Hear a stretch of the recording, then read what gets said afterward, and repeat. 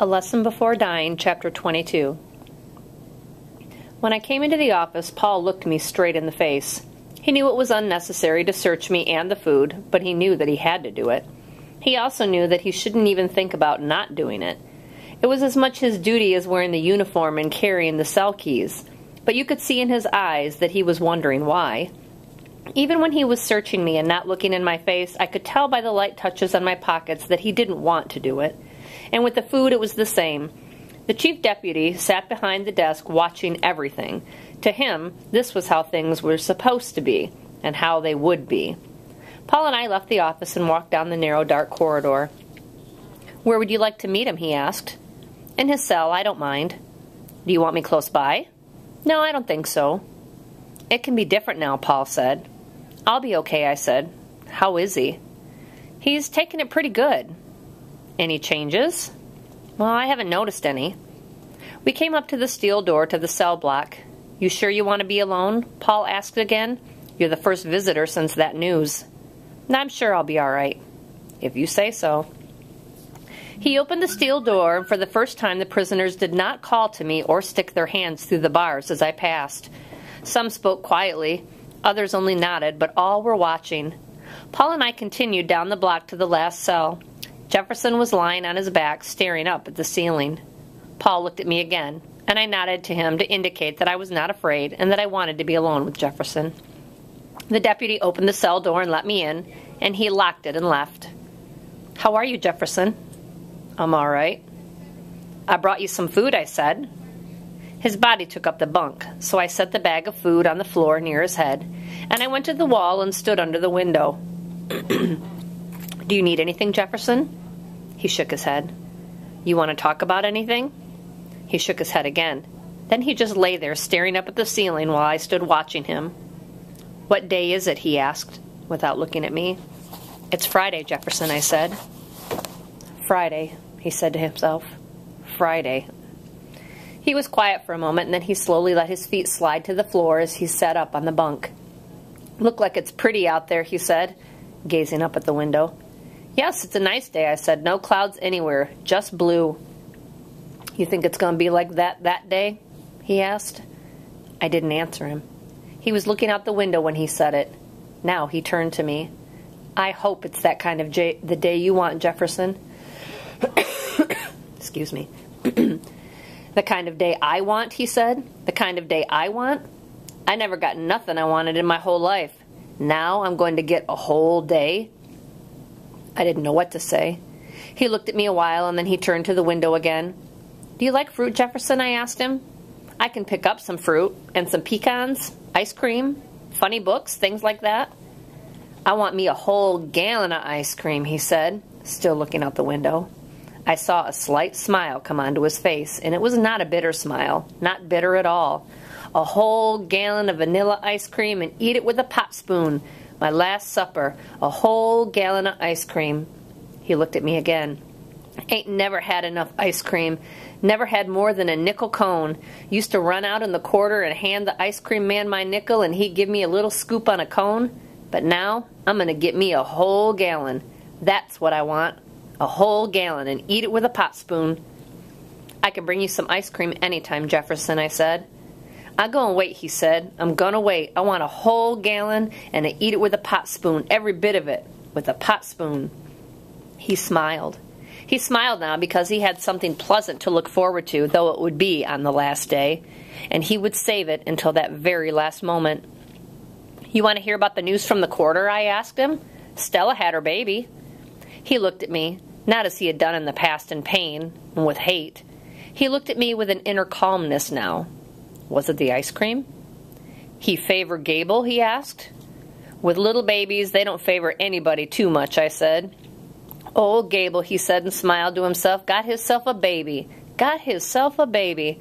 And then I saw the face change. He was no longer smiling, but staring at the wall. "We was supposed to go hunting that day." He had forgotten about the ice cream now. He was remembering the day that he was supposed to go into the swamp with Gable, but instead had ended up with Brother and Bear at the liquor store. "Inez is still giving her fares up the quarter," I said, trying to get him back. "But no music, no dancing. She calls that sinning. If you want your music at a fair, you have to go down to Willie Aaron's house. Willie still has that stack of old low-down blues, Tampa Red, Mercy D. You know all of them. He was not listening to me now. He seemed to be thinking about hunting with Gable. I just thought of something, I told him. Let me bring you a little radio. You can have music all the time. You can listen to Randy's record shop late at night. Randy still on? He asked, looking at the wall and not at me. Yeah, he's still on, I said. I was listening to him just the other night. I have to play the radio low so Tante Lou can't hear it. These old people, you know, all music except church music is sinning music. So I play it so low that I could hardly hear it myself. I laughed to make him laugh, but he didn't. Do you want me to bring you a little radio next time I come? I asked him. He nodded. Yeah. Edwin has these little Philcos. Not too big, I said, and I boxed my hands to show him the approximate size of the radio. Would you like one of those? He nodded. I wish I had the money on me. I said I'd go and get it right now. Don't bother, he said. He said it as though he didn't believe I really wanted to get it for him. I'll get it tomorrow, I said. I'll have them bring it to you so that you'll have music over the weekend. He didn't have anything more to say. He sat there not looking out the window now, but looking down at the floor as if he had forgotten about the radio and about the ice cream and about Gable, about everything. I wanted to leave then to go home for the money to buy the radio, but I was afraid that the sheriff and his deputies might misinterpret my reasons for leaving so early. I was sure they were paying closer attention to everything now, and they would not have understood my reason for leaving earlier than I usually did. So I just stood there until the deputy came to let me out. Paul wanted to know how everything had gone between Jefferson and me, and I told him it was better than ever. He looked at me as if he thought I was making this all up, but I could see in his face that he wanted to believe it. I told him that I had promised Jefferson a radio and that I would go home and get the money to buy one. I would get it from Edwin's department store and then leave it here for one of them to take to Jefferson so that he would have music over the weekend. Paul thought it was a good idea, and he promised to give the radio to Jefferson himself. I didn't go home. I thought I would borrow the money from Vivian, and I went back of town to the Rainbow Club to wait until she got out of class. The bar was in semi-darkness as usual, and with the usual 2 or 3 old men talking more than drinking, and Claiborne behind the bar talking with them. I ordered a beer and told Claiborne about the radio. He didn't charge me for the beer, and he went back down the bar and spoke to the old men, and he came back with a couple of dollar bills and some change. He took $5 out of an old leather wallet that had once been light brown but had turned almost black over the many years that had gone in and out of Claiborne's back pocket. Thanks, I said. I'll get it back to you sometime this weekend. The muscle in his left jaw moved a little to show that he had smiled.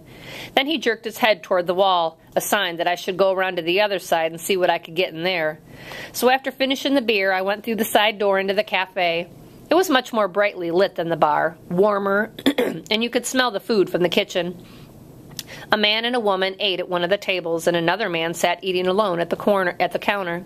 And Thelma was behind the counter near the cash register. Well, well, look what the cat dragged in, she said. I had been in the Rainbow quite a few times lately, but I had not eaten in the cafe. I told Thelma about the radio, and I told her that Claiborne had donated something, and she listened patiently, and I could see her face changing from patience to sadness to anger. Her mouth tightened as she looked around the room at her 3 customers and then back at me again, and the anger had left. You hungry? She asked. It was stern, but loving, too. No, I ate before I came, I told her. She didn't believe me. I got some smothered steaks there, she said. Shrimps, chicken. Oh, I'm not hungry. Do you want to get that radio now? Well, I'd like to get it this afternoon. How much they cost? Oh, about $20. Eat something. I'll make up the rest, she said. She went back into the kitchen and dished up some rice and beefsteak and sweet peas, and she added a little lettuce and tomato salad and a couple slices of light bread. How much more do you need? She asked, after she had set the food down before me. About $10, I said, but listen, Thelma, I can borrow some of that money from Vivian. Vivian got them children, she said. I can let you have it. I'll bring it back tomorrow. I ain't in no hurry. I ate the food hungrily because I had not had dinner, and I sopped up the gravy with the light bread. Thelma watched me all the time, and when I finished, she put a wrinkled $10 bill on the counter by my plate. Here. It was the kind of here your mother or your big sister or your great aunt or your grandmother would have said.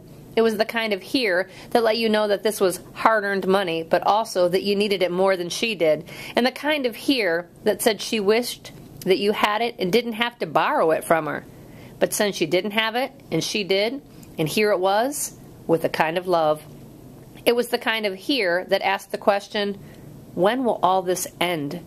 When will a man not have to struggle to have money to get what he needs here?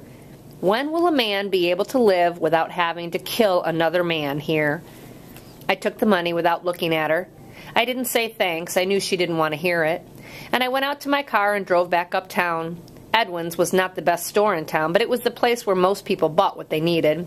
Those with money went either to Morgan's department store or to Baton Rouge and New Orleans. As you came into the store, you saw clothes for women on the left and clothes for men on the right, all set out neatly. There were no other customers, and just one saleswoman who did not show much interest in me.